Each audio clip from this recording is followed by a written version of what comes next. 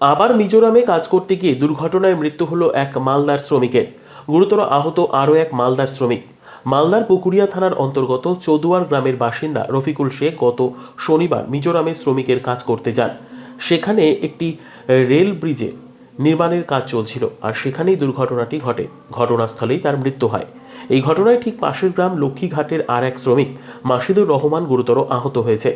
বর্তমানে সেই মিজোরাম হাসপাতালে চিকিৎসাধীন। এলাকায় নেমেছে শোকের ছায়া। প্রসঙ্গত, গত 6 মাস আগে এই দুর্ঘটনায় মালদার চৌদুয়ার গ্রামের প্রায় 11 জন শ্রমিকের মৃত্যু হয়েছিল। গ্রামে ছুটে এসেছিলেন রাজ্যপাল। আবার একই গ্রামের বাসিন্দার মৃত্যু হলো। এই ঘটনায় শুরু হয়েছে রাজনৈতিক তরজা। বিজেপির অভিযোগ, এই রাজ্যে কোনো কাজ নেই, কলকারখানা নেই, আর সে কারণেই ভিন রাজ্যে কাজ করতে যেতে হচ্ছে এখানকার মানুষকে। আর সেখানে দুর্ঘটনা বস্তু হচ্ছে তারা। পাল্টা তৃণমূলের দাবি, কেন্দ্র 10 দিনের কাজের টাকা বন্ধ করে রেখেছে, সেই কারণেই মানুষ টাকার জন্য বাইরে কাজ করতে যাচ্ছে। এটা সম্পূর্ণ একটা বিজেপির চক্রান্ত। ব্যুরো রিপোর্ট, দিনরাত স্টার নিউজ।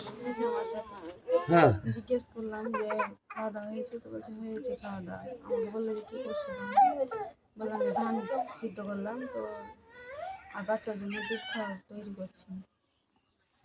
আপনার স্বামীকে বাইরে কাজ করতে কেন যেতে হলো? এখানে কি কাজ ছিল না কোনো? কাজ থাকলে কি কাজ করতো? ওটা তো পোষাতো না।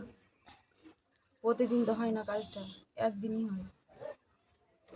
টাকার তো দরকার, সমস্যা আছে, গরিব জানে। আপনার ক সন্তান আছে? সন্তান আছে। এখন অবধি কিছু বলা হয়েছে? ক্ষতিপূরণ বা কিছু দেওয়ার কথা কিছু বলা হয়েছে? কিছু বলা হয়নি, কিছু বলেনি। আপনার নাম?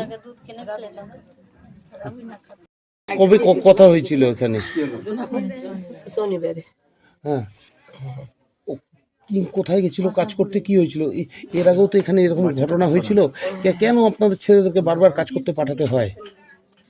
চাইলে চুলা গরিব কিছু নেই, খাই টাকা আমি কোনো রকম বাড়ি খান দিয়েছে জায়গা। মা আমি কোথায় যাইছি না রে বেটা, মিজোরামে কত আকাম হয়েছে হে বাজি, তোকে আমি যাইতে দিব না বাজি, তুই অন্য দেশে যা, অন্যদিকে যা হে বাজি। না গে মা, আরো সাইড আছে গে মা, আমি অন্য সাইডে যাচ্ছি গে মা। ওই আমার ধন বাড়িয়ে চলে এলো, আমি জানি যে আমার ধনকে এত ফোনে ব্যস্ত করছে, এত রাখছে, আমার ধনকে মারতে টিকতে দেয় না, ধরফা করছে আমার ধন। আমি করছি যাইস না বাজি, এই ঘরে দরজা গালা খুঁড়ছে। আমি করছি তুই গিরিল লিয়ালি, তুই দরজা গালা মিস্ত্রি ডাকলি, তুই ওইগুলা করে বাজি, তুই যাইস না বাজি, এগুলো লাগিয়ে দিস বাজি, তুই টিকিটকে ই করে দে বাজি।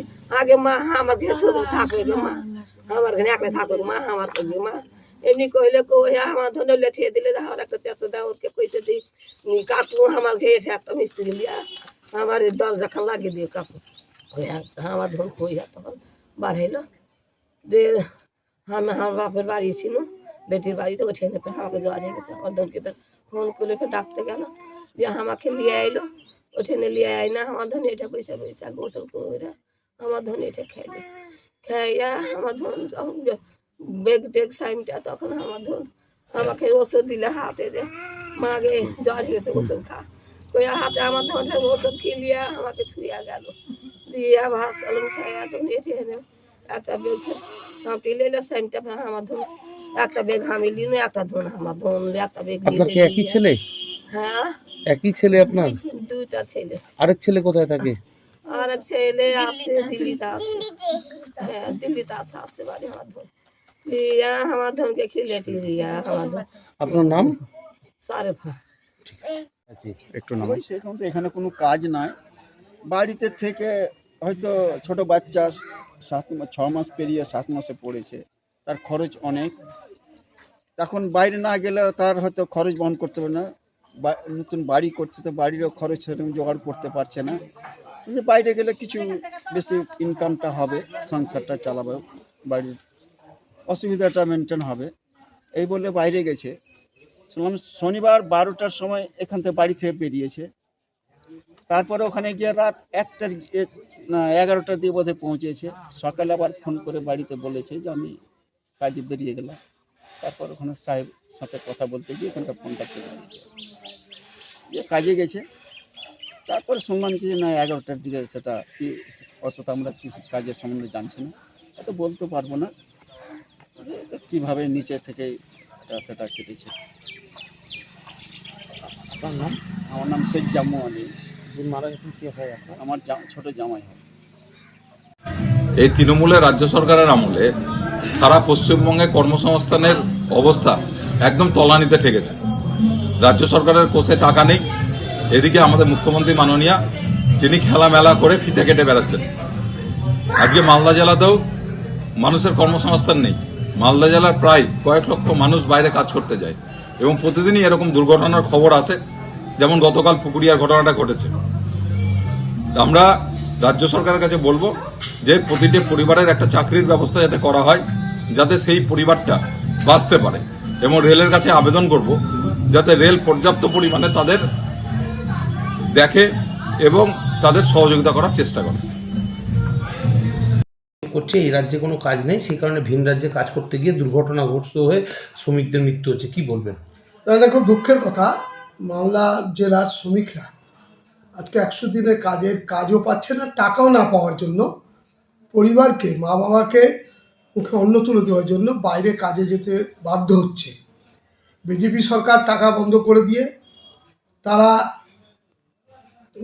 নোংরা রাজনীতি করছে, এবং সেন্ট্রাল গভর্নমেন্ট বিজেপি সরকারের সেখানে বড় বড় বিভিন্ন জায়গায় রাজ্যে কাজের ব্যবস্থা করছে। তাদেরই ঠিকাদাররা বাংলা থেকে জানে বাংলায় অসহায় শ্রমিকরা সস্তায় শ্রমিক পাওয়া যাবে, কারণ তাদের সরকার বিজেপি শ্রমিকদের টাকা আটকে দিয়েছে। এখান থেকে কাজের লোভ দেখিয়ে বিজেপিরই বিভিন্ন কন্ট্রাক্টর এজেন্টরা তাদের কাজে নিয়ে যাচ্ছে।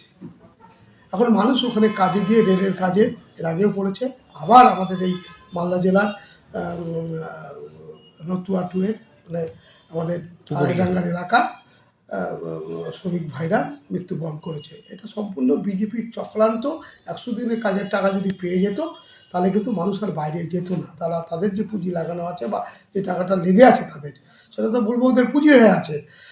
পেট তো কোনোভাবে আত্মাটা খেয়ে চালিয়ে দিয়ে অন্য ব্যবসা করতে পারতো। আর এর মধ্যেও মমতা বন্দ্যোপাধ্যায় এই দুঃখ দেখে তিনি আগামী 21 তারিখ থেকে পশ্চিমবঙ্গের যারা 100 দিনের কাজের টাকা বিজেপি সরকার, কেন্দ্রীয় সরকার আটকে রেখেছে, তাদেরকে রাজ্য সরকার নিজের কাছ থেকে টাকা দিয়ে এইসব শ্রমিকদেরকে বাইরে থেকে যাওয়া আটকাবার জন্য এবং তাদের পরিবারকে এখানেই ব্যবসা পাতি অন্য ব্যবসা করে যেন বেঁচে থাকতে পারে তার ব্যবস্থা করছে।